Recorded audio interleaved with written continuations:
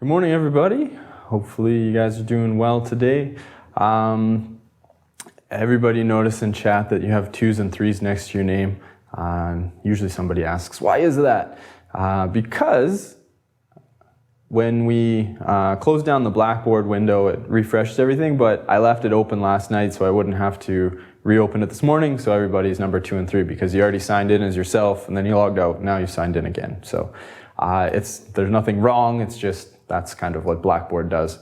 So if you would go ahead and give me a green check if you can hear and see me. Of course, as usual, we are doing the lesson portion in the live stream, and we are doing the chat portion in Blackboard. So make sure you have those 2 windows open. I'm wearing a nice red shirt today, if you haven't opened that up yet.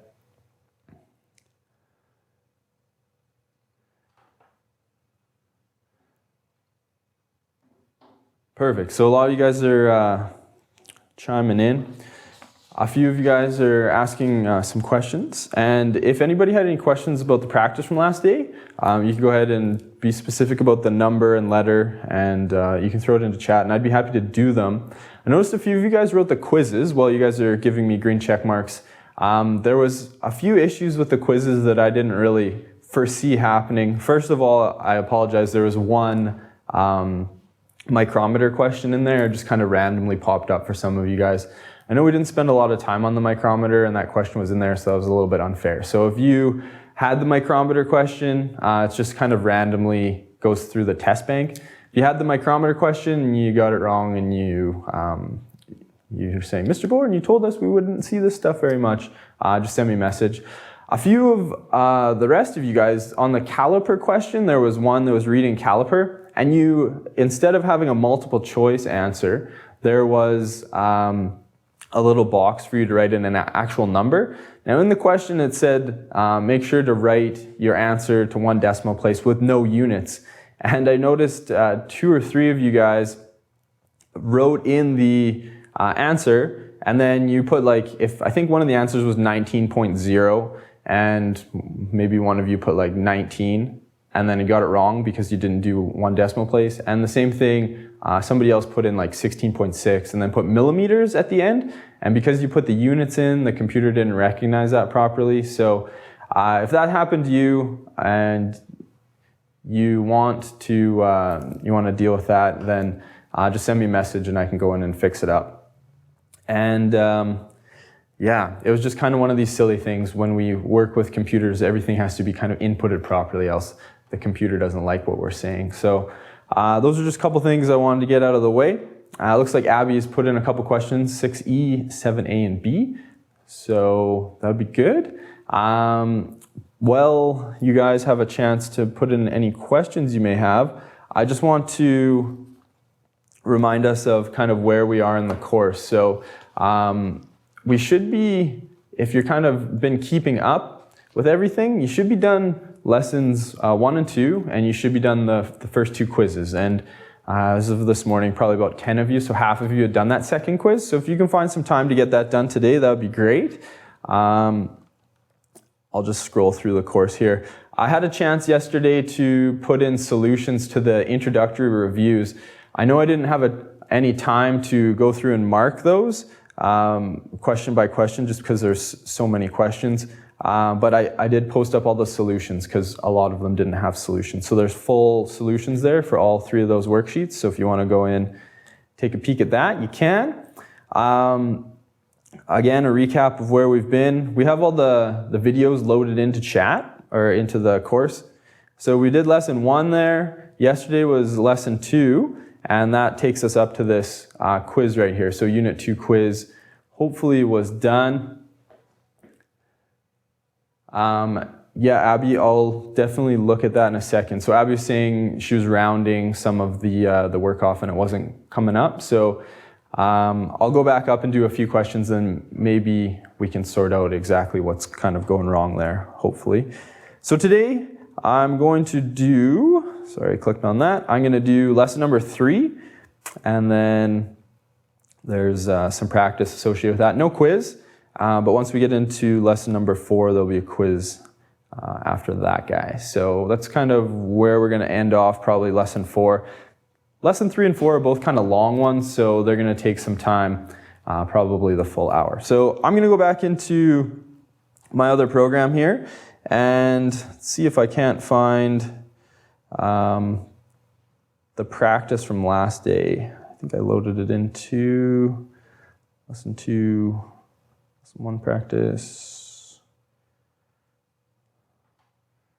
Maybe this is it. No. Calipers. Imperial links. That was a couple days ago. Oh, I could have swore I loaded it. Let's see if I can go find it real quick. Lesson 2, assignment 2. Give that a second to load up.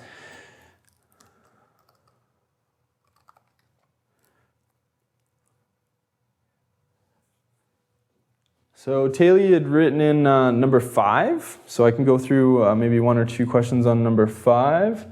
And then I think Abby had a few questions as well. 6E and 7AB. So 5, number 6. I'm just going to circle them so I don't forget.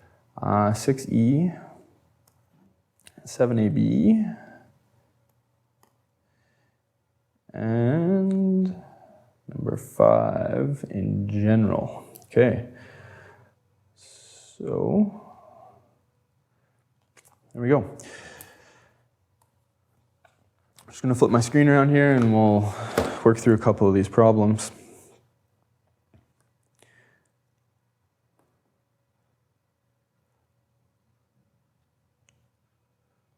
There we go. Not going to work.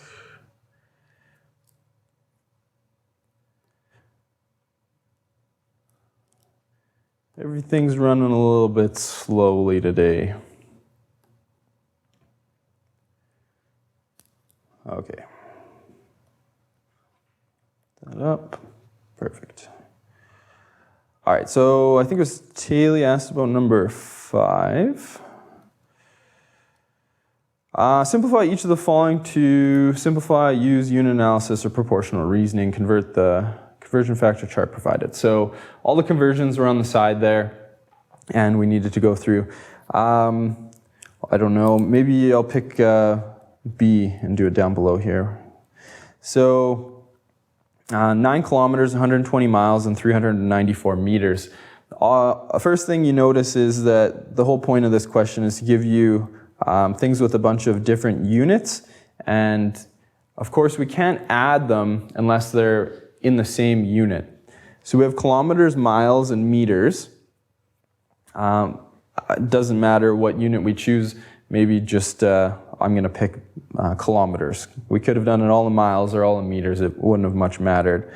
So I have 9 kilometers, that's good. Maybe I'll do these like this. I have 120 miles.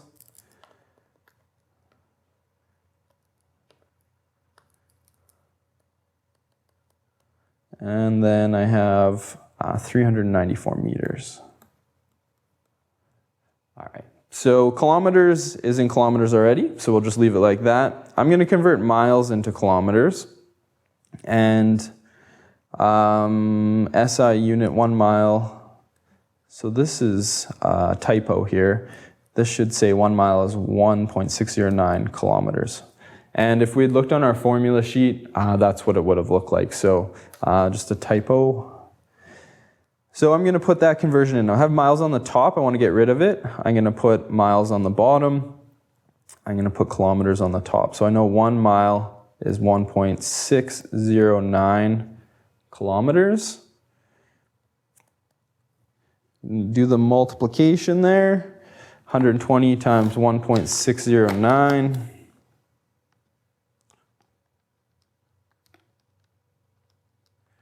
And I get 193.08. Miles cancel. I'm left with kilometers. And The 394 meters, I'm going to convert my meters into kilometers. So I want meters gone. I'm going to put it on the bottom. I'll have kilometers on the top. So I know that 1 kilometer is 1,000 meters. And 394 divided by 1,000 is 0.394 kilometers. Meters cancel, left with kilometers. All right, so now I have 3 distances all in kilometers. So I'm gonna scroll down and find a little bit more room here. I'm gonna add them together. So I had the 9 kilometers to start with, and then I'm gonna add to it the 120 miles, which was converted to 193.08 kilometers. And then I have this 394 meters, which is 0.394 kilometers. And I'm going to add them together. And maybe this will answer your question, Abby. I'm just going to try to keep all my decimal places until I get to the very end. So I'm going to go 9 plus 193.08 plus 0.394. I'm going to get 202.474.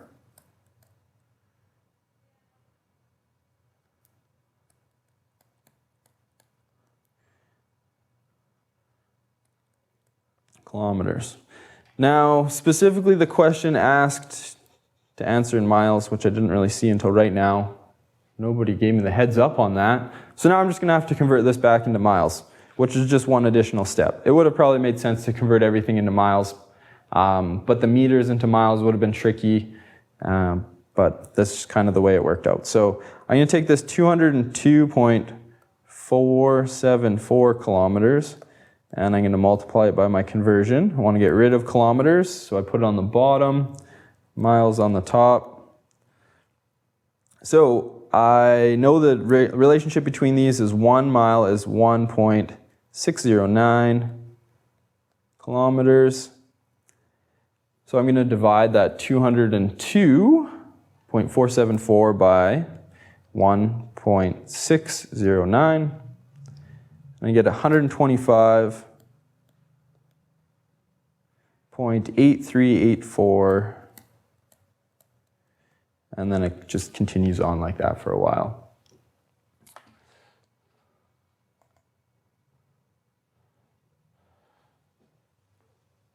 So that's in miles now.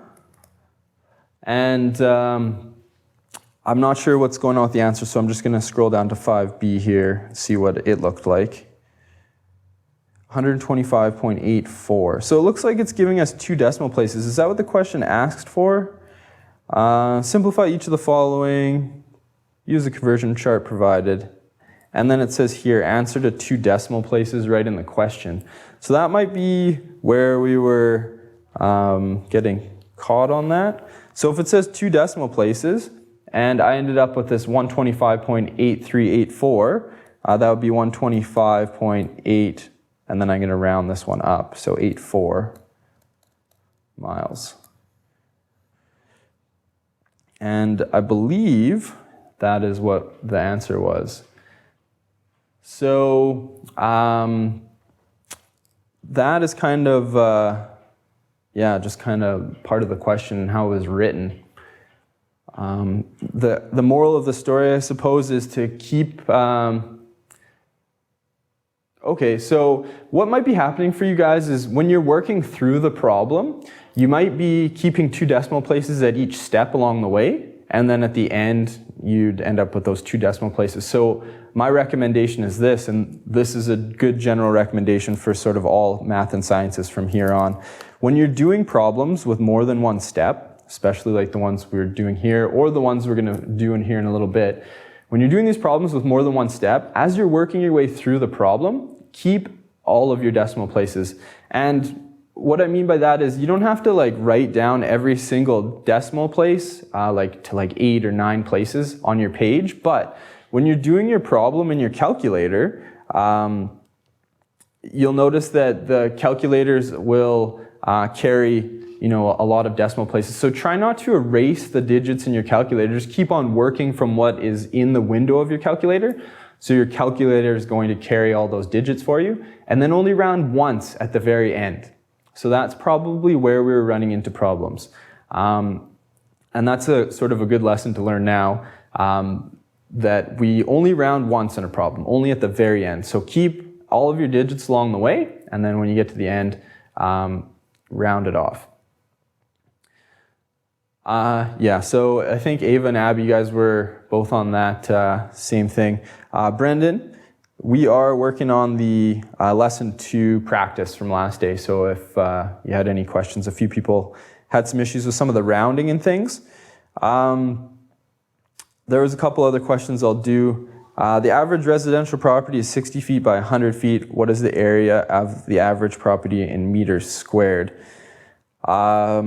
Maybe I can just get you guys on the right track for letter E here. So what I would do is I'd take the 60 feet and then I'd convert that to meters.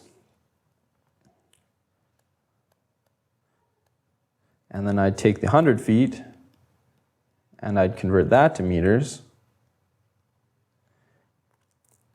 And then once I got those two answers, the area is going to be the length times the width. So what I'd do is I'd end up multiplying this guy by this guy, and that would give me an answer in meters squared. The squared part is a bit tricky, right? If there's a common way to do this wrong would be to take the 60 and multiply it by the 100, and then get feet squared, and then try to convert that to meters squared, which is going to be kind of like what we're going to do in this next question. So hopefully by answering the next problem, I'll do 7A maybe, and we can figure out exactly how to do maybe 6 and 7 at the same time. So I'm just going to erase this, give myself a little bit of room. Brendan, you're still a bit confused. I'm just going through the solutions, so hopefully you had a chance to do this for homework, and I'm just going to go through the answers. All right, so 7A is a little bit easier. B is the same process, but just to keep things simple, I'll do A to start here. So we have 49 square feet. So if you can imagine a square, because that's what square feet means, if it's 49 square feet, how long are each of my sides if I had a square? If I go length times width is the area. What am I going to multiply together to get that length and that width?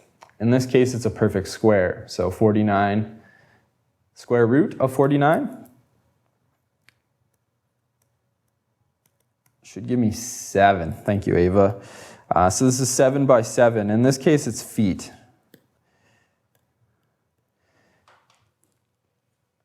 So I guess I never did an example like this in class yesterday, so it's kind of good that we're going through it now. The way you're going to want to do these questions, same with 6, is figure out the length of one side first and then convert it. You don't want to worry about the converting square feet to square centimeters, because it's not just a straight conversion using the table. Because we're squaring everything, it's actually the conversion factor needs to be squared as well. So this is just a little bit of a simpler way to do this. So I take the square root of 49, I get 7 by 7. So what I'm going to do is convert my 7 feet into centimeters, because the answer is asking for square centimeters. So we're going to do it in 2 steps. What is my conversion? Do I have a direct conversion between feet and centimeters? I have this on my formula sheet, and I'll just write it down here. I have 1 foot is equal to 0.3048 meters.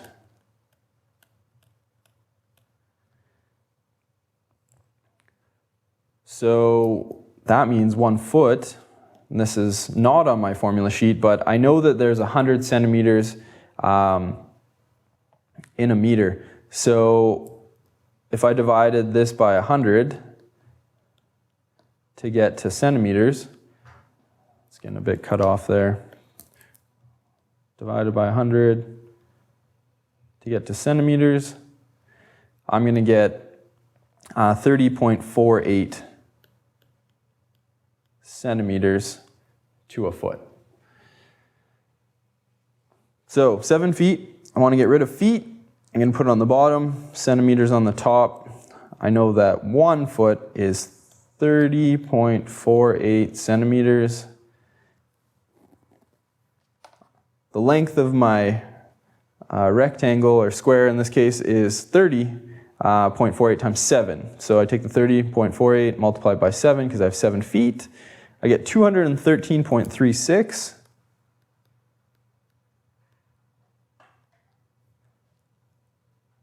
Centimeters. My feet cancel. So now instead of my square here having a side length of 7 feet, the equivalent of that in centimeters is 213.36. And again, I'm going to keep all of my decimals in my calculator window. So I could conceivably just round to 213, but I don't want to because I want to keep all of those digits. So if that's the length of one side, the other side is also 213.36. So in order to get an answer in square centimeters, I'm going to have to multiply those two things together. So I'm going to go 213.36 times 213.36.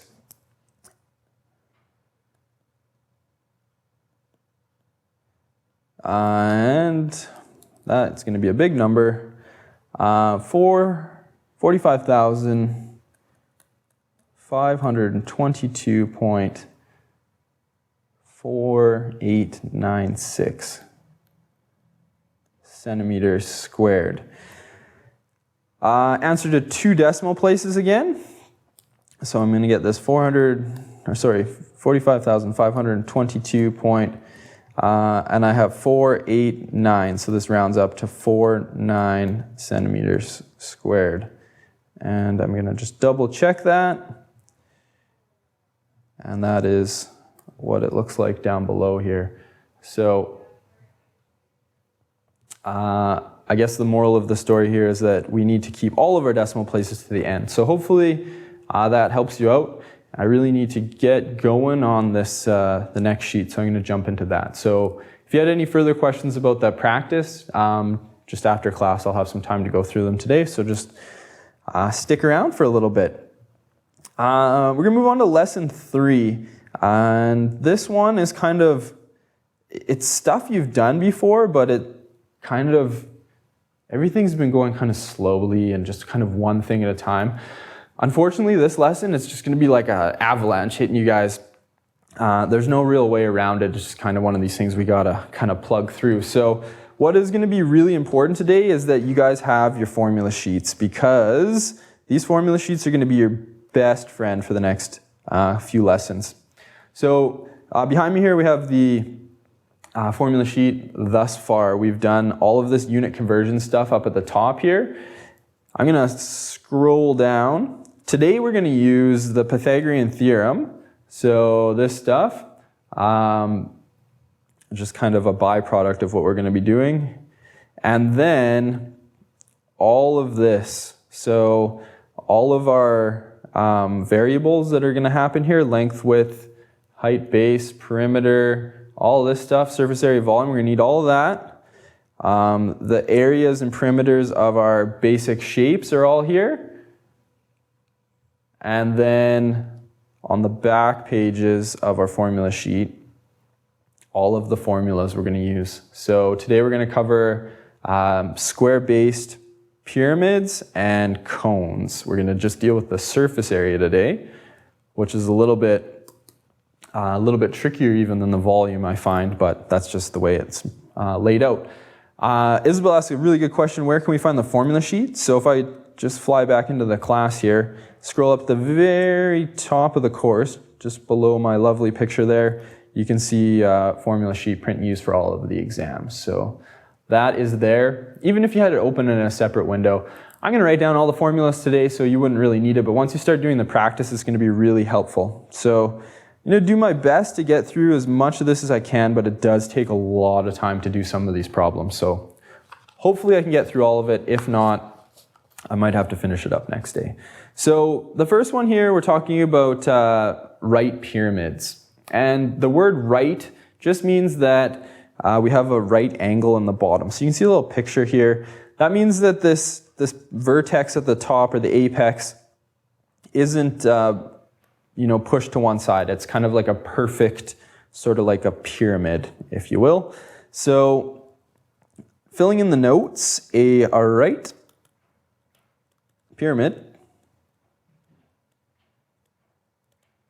is a 3D object that has triangular faces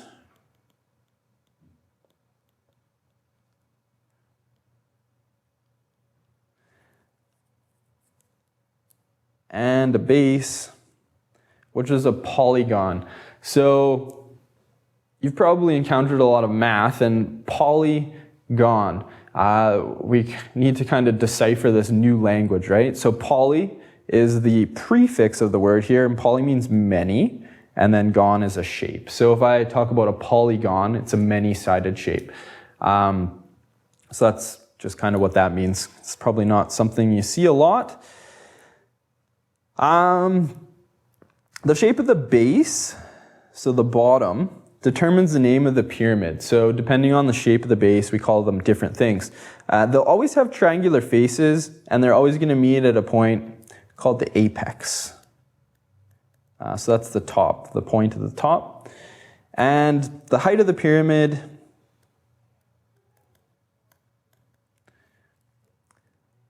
is the perpendicular distance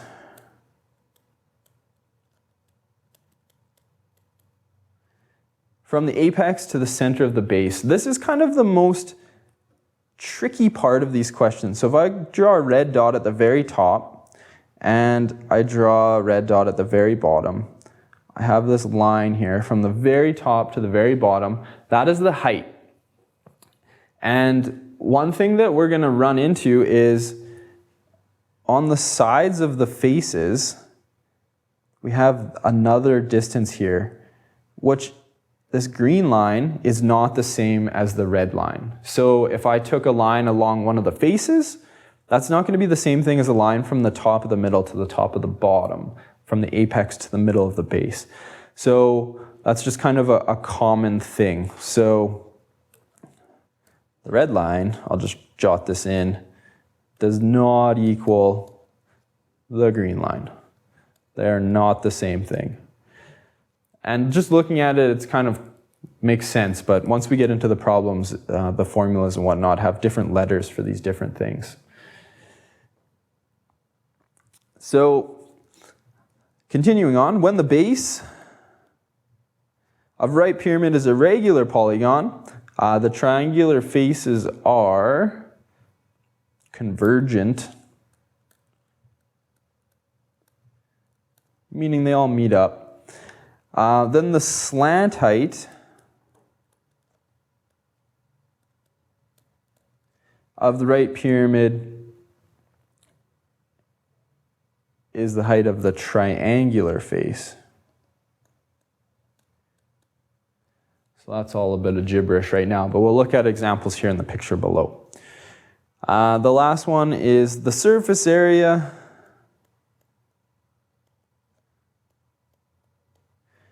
of a right pyramid is the sum of the areas of the triangular faces and the base. That's all a lot to take in, I know, but I promise it won't be terrible once we get going on it a little bit. All right, so what the paragraphs, the two paragraphs we just went through are trying to say is what I was saying up above here. This, from the apex down one of the sides, this green line, what we call the slant height. So the slant height is not the height of the pyramid. The pyramid height was this red line I had drawn in on the other picture, and I'll draw it in here again. So even though it's not indicated, the red line is the height, and the green line is the slant height. And you'll notice, depending on the base, so in this case we have, it's called a regular tetrahedron, but it's just a equilateral triangle on the bottom, or yeah, I guess this equilateral triangle. This one has a square base. So this is 4 sides to the base. This is a right square. The right pentagonal pyramid, meaning that the bottom is a pentagon. You can have right octagonal pyramids that have octagons as the base, and right heptagonal pyramids that have heptagons as the base. Maybe this worked on your sheet. It should be a box that looks a little bit further like this, and there's a formula here. So for a right pyramid, just in general, any right pyramid, doesn't matter the shape of the bottom or not, the formula there is surface area is 1/2 S, which is the slant height, times the perimeter of the base plus the area of the base. So if you don't have that written in your printout, if it got cut off in your printout as well, do you want to just let me know? So Abby looks like she has it on hers. Is there anybody that doesn't have it? I'll write down the formula just in general, or does everybody have it on their sheet? I'll just, once I get to a question, I'll write down the formula again. So the next example here asked us to calculate the surface area of the regular tetrahedron. So everybody has it. Excellent. Just got cut off on mine. That makes me a bit special, I guess. So we have a regular tetrahedron, meaning that the bottom is just a triangle.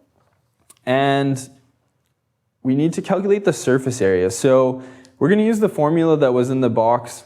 Haley doesn't have it. I'm going to write down the formula right here for you, Haley. So this is what it said. It said SA, which we're going to use to mean surface area, is equal to 1/2 times S, and I'll explain these things here in a second, times the perimeter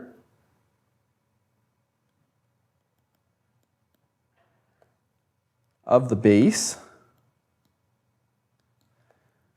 plus the base area.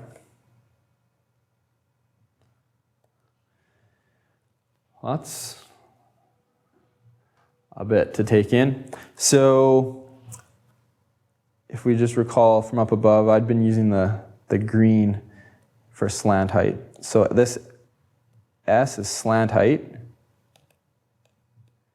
The perimeter of the base, hopefully we can remember the perimeter is just adding up the distance around the bottom. And then the base area. So what shape is the base here? The base is a triangle. So the area of a triangle is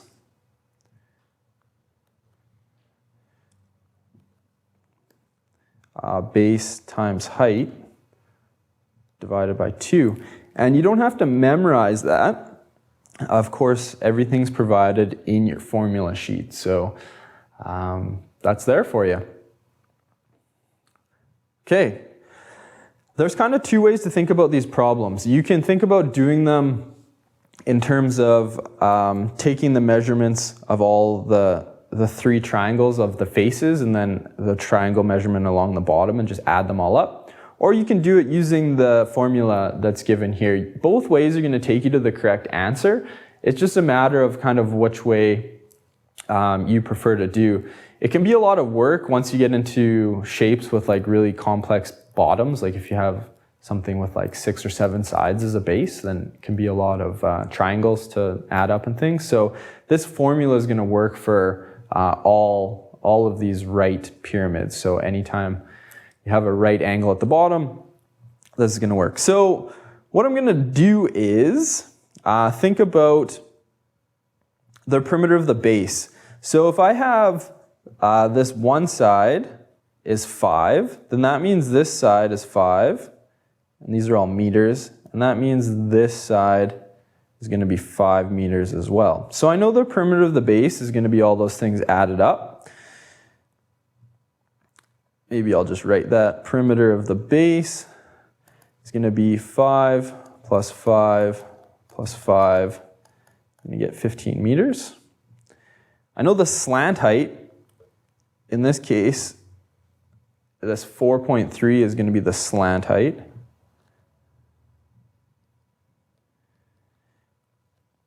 So I know the slant height. And then the last thing is the area of the base. So what I'm going to do is I'm just going to draw a whole new triangle. Maybe I'll draw it in red here so we don't get too confused.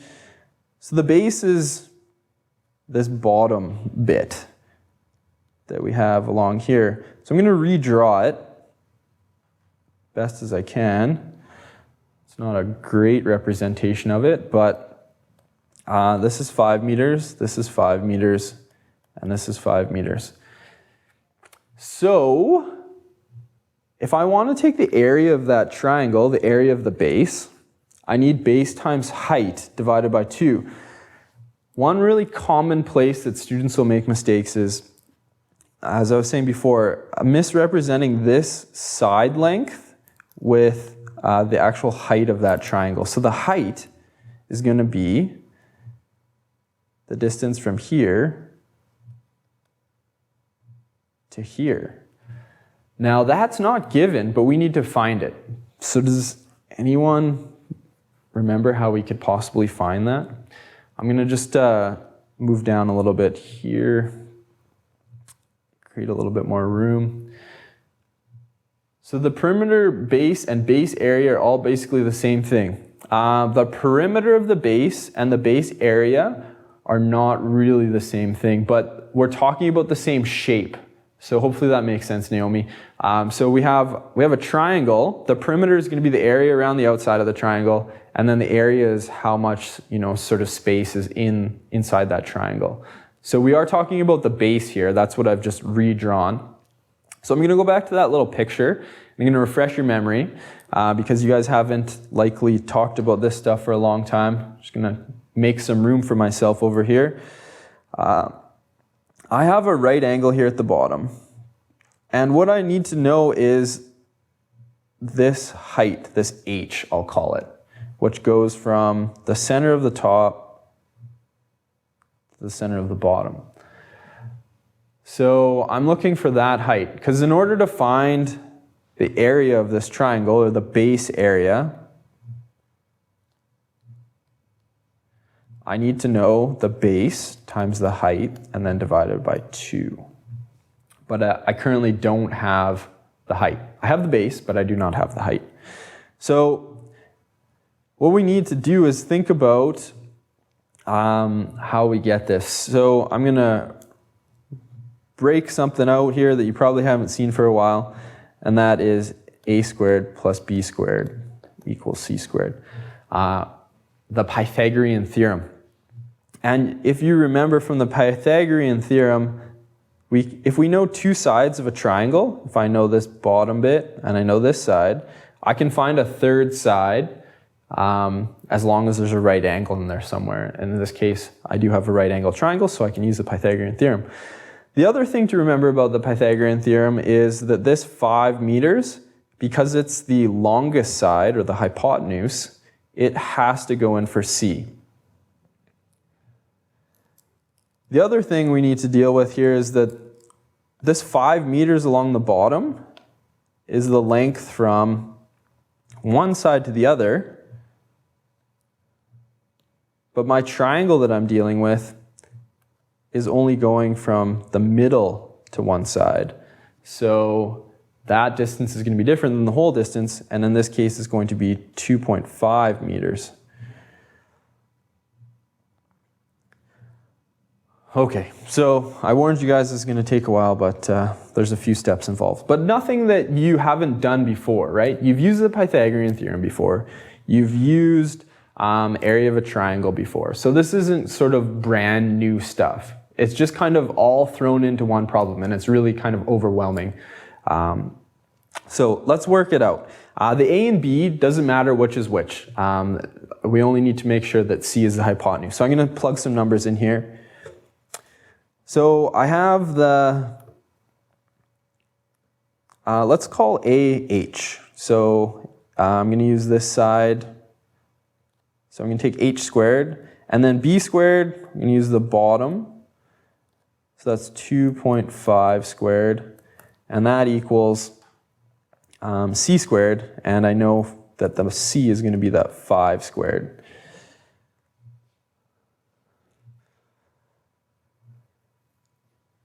So I'm going to do some math here. And I'm going to figure out what 2.5 squared is. I don't know that one. So that's 6.25. I'm going to show a lot of steps here in this first one, and I probably won't show as many further down the road. So 6.25, just that 2.5 squared, and then 5 squared is going to give me 5 times 5, which is 25. I'm going to subtract 6.25 from both sides to get the h by itself. I want to figure out the h.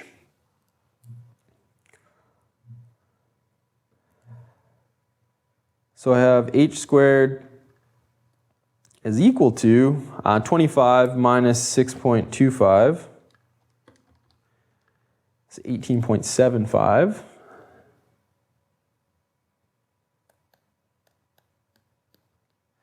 And then I need to, again, I'm just going to bump this down a little bit. I need to take the square root of both sides to figure out what just h is, because I have h squared, so the square root of h squared is h. And the square root of 18.75, this is where you need to have a scientific calculator, is going to be 4.3301. I'll just keep 2 decimal places for now.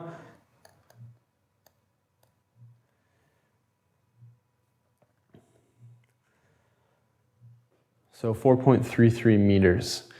When I say I'm keeping 2 decimal places, I'm keeping 2 decimal places on my sheet. But when I've done the calculation in my calculator has 4.330127019. I'm going to keep all those digits in the window of my calculator, and I'm going to try to use my next calculation based on all those digits. But in terms of writing it down, I don't need to write down, 8 digits. And that gets back to kind of that rounding thing we were talking about before, trying to only round once at the very end. All right, so that seems like we've done a lot of work, but we haven't even really begun to answer the problem yet, which is why this sort of lesson takes so long. What we have done is this.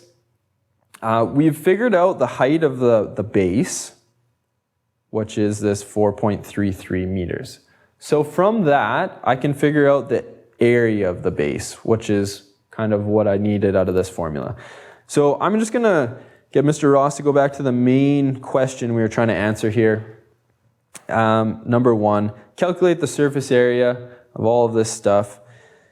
And I'm going to plug some things in. So I have surface area, SA, is 1/2. The slant height of the diagram that I had above was given, and that slant height way up here was 4.3 meters. So I'm going to plug that in. Slant height was 4.3. I'm just going to lose my units for right now because I know everything's in meters, and it's just going to save me some space. The perimeter of the base was the distance around the very bottom. So if I added up all the bottom sides, I would get 5, 5, and 5. So I'm going to get 15. And to that, I'm going to add the area of the base. Now, I'm just going to put in the formula here. Maybe I should do it on the side. I'm going to put it in. Let's live life a little bit dangerously here. The formula was base times height divided by 2. And I know the base and the height. So the base was, the distance across the very bottom was 5 from that picture up above. The height I just calculated was 4.33. So I'm going to multiply that 5 by 4.33. And then once I get that, I'm going to divide it by 2. So I'm going to do the calculation in blue, and then I'll keep on going. So I still have that big long decimal in my calculator, the 4.333. I'm going to times that by 5, because that's the base times the height. I'm going to divide it by 2, and I'm going to get 10.8253. So I'm going to write this all down. Surface area, 1/2 times 4.3 times 15 And all of the stuff in blue, turns out, is 10.8253. So we'll go 10.83. That should be good enough.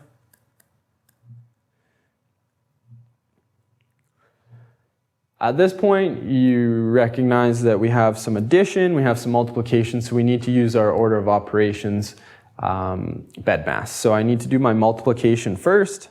So I'm going to do all of this stuff first, and then I'm going to add to it this 10.83 at the end. So I'm going to take a half, or 0.5, and multiply it by 4.3. I can multiply by 0.5, or I can divide by 2. Doesn't matter. So 0.5 times 4.3 times 15. It's going to give me 32.25.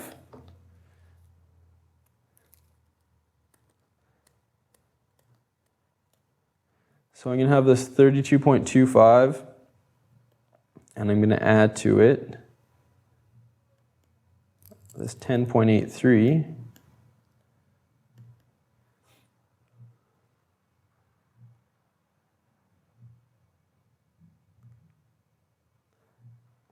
And doing the math there, 32.25 plus 10.83, it's going to give me 43.08.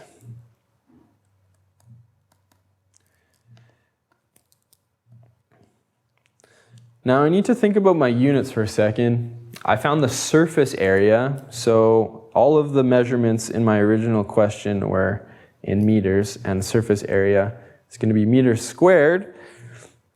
And the question specifically asks me to calculate it to the nearest meter. So this thing is going to be the same thing as 43 meters squared to the nearest meter. Whew. All right, I'm just going to stop there for a second.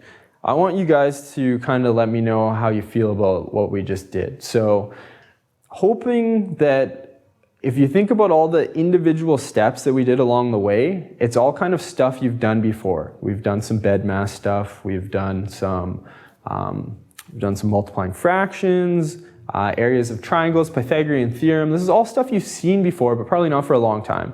But when it kind of all goes into one question, and there's different things we need to find, it kind of gets a bit confusing. So do you want to, like, next to your name, give me like a confused sign or like a happy sign or a sad sign? Just let me know how we feel about this. It's a lot of steps to remember. It is definitely, I agree, Taylor, but it's all steps that you've done before. And after you do a few of these examples, it gets easier. A few question marks. I know. This is the first time you've seen probably a question with kind of that many steps for a long time. So it can be a bit overwhelming.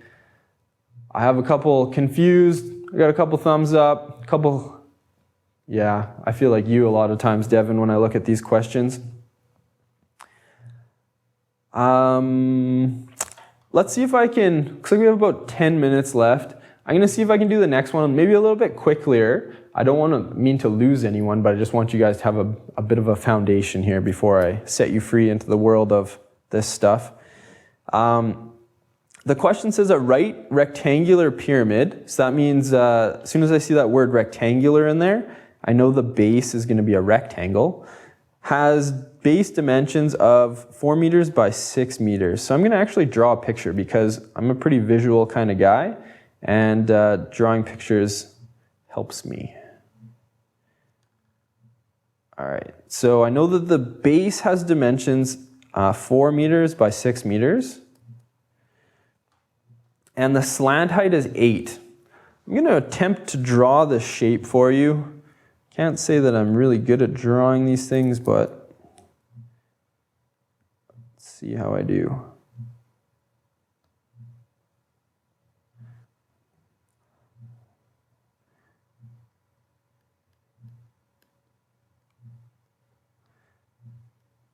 Is that all right? It's not bad, hey? Almost as good as the one next to me, or down below there. It tells me that the slant height is going to be 8 meters. So I'm going to draw in this slant height from the apex to the middle of one of the sides. That fellow there is 8 meters. Okay, it's a lot to